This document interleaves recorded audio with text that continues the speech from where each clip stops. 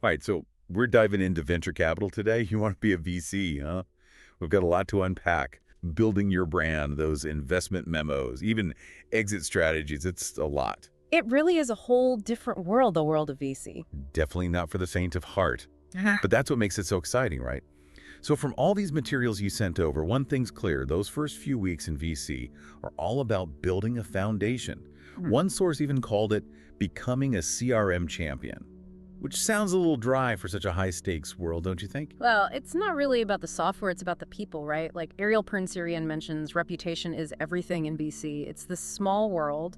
Everyone knows everyone, so building trust is key. Yeah, that makes sense. But how does a newbie even start building that kind of reputation? You don't just walk into a room and everyone trusts you with millions of dollars. Exactly. It's about consistently showing your value, understanding the game, making smart connections. Okay, so it's not just about having a network. It's about how you use it. Kind of reminds me of that saying, your network is your net worth. 100%. And it's not about exploiting people either. It's about genuine connection. You're not just looking for funding. You're seeking information, mentors, even co-investors. Your sources talk about becoming a super connector, finding those synergies others might miss. So you become this link between great ideas and the resources to make them happen. Exactly. One source gave a great example. A junior VC used their network to land $25 million for their portfolio companies. Wow, see? Proof it works. That's amazing. Right. That's the power of connecting the right dots at the right time. 25 million. Makes you want to get networking right now. Right. But connections alone don't equal success. You need to find companies that are actually, worth those connections. You said it. You need something to connect to. That's where sourcing comes in, finding those hidden gems. Your sources called it the thrill of the hunt. And there are a lot of ways to hunt, right? Online communities, using those networks we talked about. One thing that stuck out was this idea of looking for companies with momentum. What does that even mean? How could you tell if a company's about to take off? It's about spotting the potential early on before everyone else sees it, like those whisper before a big storm. Okay, I like that. So you see a company landing big contracts, going on a hiring spree, maybe they're launching a beta version of their product. Those are good signs. Like they're revving their engines, getting ready to hit the gas. Exactly. Okay, so you're new VC, you're building your network, you're getting good at spotting those companies on the rise, but then what about competition?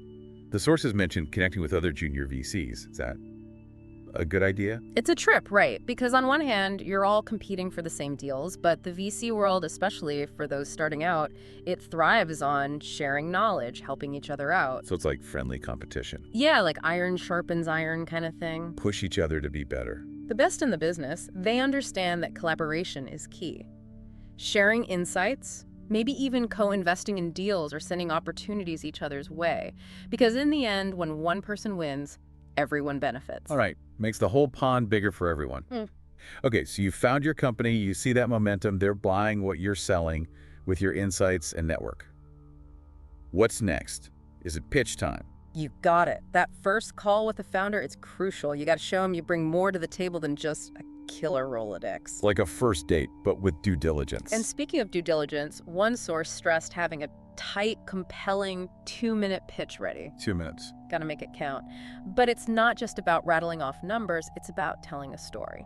So less about the script, more about making that connection. Exactly. Investors, they're looking for passionate founders who can get things done, not just talk a big game. Right, but at some point, you got to look beyond the passion and actually evaluate the business right.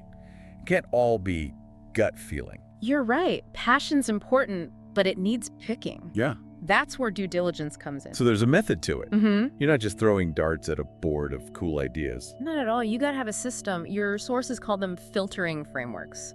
You use them to really dig into a company, the team, the problem they're tackling, their solution, the whole 9 yards. So like a mental checklist, but, way more sophisticated. Way more. And the big question you always got to ask, what needs to happen for this company to completely blow up? It's about finding proof, not just pretty numbers. Connecting those dots between the story and the cold, hard facts. Love it. Mm-hmm. Okay, let's say you've done your homework, you're sold.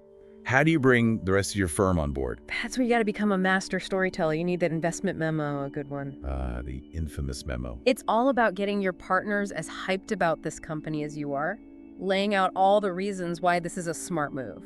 Makes sense, got to get them excited.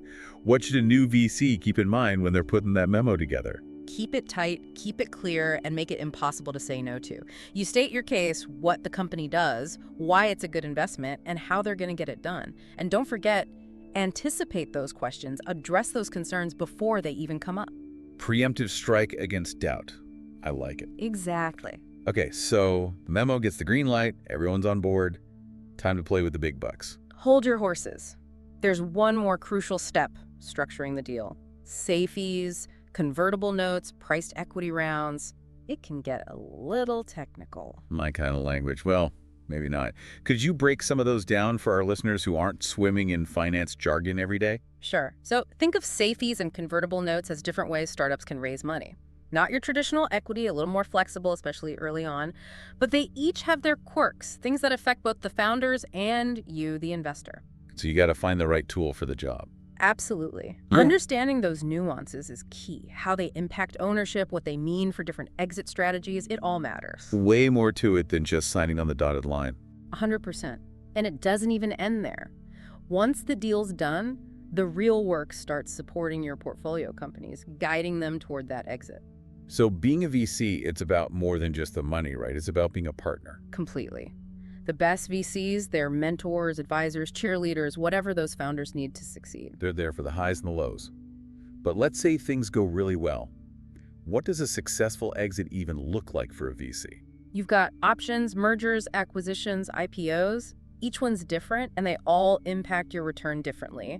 But it's not just about the money, it's about finding the right fit for that company, making sure that transition goes smoothly. So it's about taking that initial spark, that investment, and turning it into something that can stand on its own, thrive on its own. That's what it's all about. Remember, venture capital, it's about betting on the future. It's about those big, crazy ideas that have the potential to change the world. And it sounds like it takes a special kind of person to make those bets. Someone with guts, a good eye, and a knack for connecting with the right people. You got it. It's a wild ride, this VC world, always changing. My advice, stay curious, never stop learning, and never, ever underestimate the power of human connection. Couldn't have said it better myself. Yeah. So to all those future VC titans out there, remember, it's not just about the cash. It's about the journey, the connections, the impact you want to make. Now go out there, find those companies with momentum, and let's build the future.